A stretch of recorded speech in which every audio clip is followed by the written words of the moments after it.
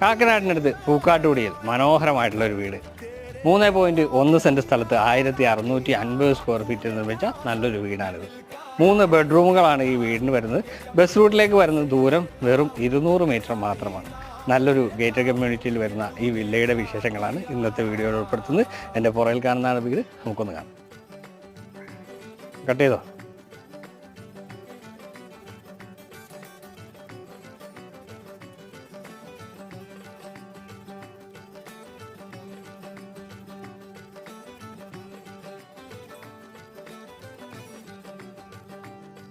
मेरी बाहों को तेरी सांसों की जो आदतें लगी हैं ऐसी, जी लेता हूँ अब मैं थोड़ा और।